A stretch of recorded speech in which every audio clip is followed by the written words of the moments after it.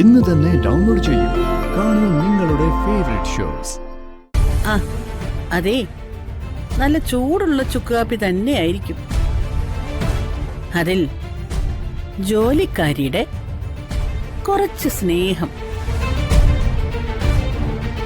അത് മതി ഇദ്ദേഹത്തിന്റെ പനി മാറാൻ. വല്ലാത്തൊരു കഴിവ് തന്നെ. കഴിവിനേക്കാൾ കൂടുതൽ തൊലിക്കട്ടിന്ന് തന്നെ വേണം പറയാൻ. നിന്നെ കൊണ്ട് ഇതിനൊന്നും പറ്റില്ലല്ലോ. പറ്റിയാലും ചെയ്യുകയില്ല. പിന്നെ നീ എന്തിനാ ഇതൊക്കെ പറയുന്നേ? അതിന് ഞാൻ ചെയ്യാത്ത കാര്യങ്ങളൊക്കെ ചെയ്യാനല്ലേ ഞാൻ ഇവരെ ഇവിടെ നിർത്തിയിരിക്കുന്നത്. വീട്ടുപണിക്ക് നിന്ന ആ പണി മാത്രം ഇവിടെ നിങ്ങൾ ചെയ്താൽ മതി.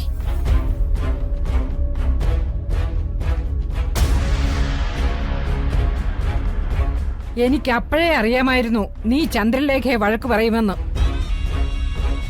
നിന്നോട് ഞാൻ പറഞ്ഞതല്ലേ ഞാനത് ചെയ്തോളാന്ന്. അതെങ്ങനെയാ? അതിനവരുടെ മനസ്സൊന്ന് അനുവദിക്കണ്ടേ? മരുന്ന് കൊടുക്കാൻ ഡോക്ടർ തന്നെ വേണ്ടേ?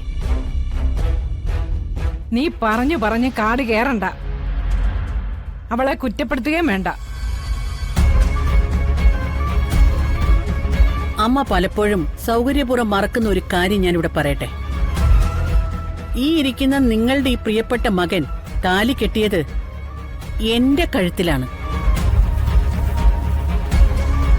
അങ്ങനെ നാട്ടുകാരെയൊക്കെ സാക്ഷി നിർത്തി എന്നെ ഇവിടെ കെട്ടിക്കൊണ്ട് വന്നിട്ട് എന്റെ കയ്യിലേക്ക് അമ്മ നിലവിളക്കും എടുത്ത് തന്നിട്ട് വലതുകാലം എടുത്തു വെച്ച് ഈ കുടുംബത്തിലേക്ക് കയറി വന്നതേ ഈ രമാദേവി തന്നെ.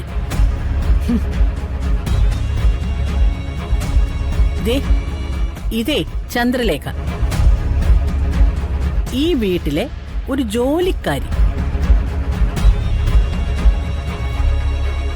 അടുക്കളയില് ആഹാരം ഉണ്ടാക്കാനും പാത്രങ്ങളൊക്കെ കഴുകാനും ഇവിടുത്തെ തറ തുടയ്ക്കാനും വസ്ത്രങ്ങളൊക്കെ അലക്കി ഇസ്തിരിയിടാനും നിർത്തിയിരിക്കുന്ന വെറും ഒരു ശമ്പളക്കാരി.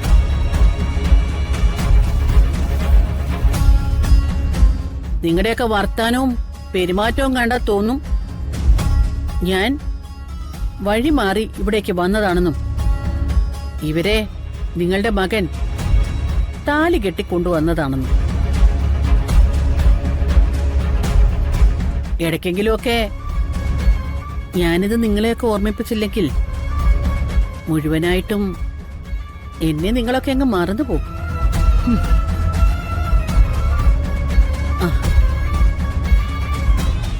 നിങ്ങൾക്ക് ഞാനൊരു ശമ്പളം നിശ്ചയിച്ചിട്ടുണ്ട്. അത് ഞാൻ കറക്റ്റായിട്ട് നിങ്ങൾക്ക് തരുന്നുമുണ്ട്.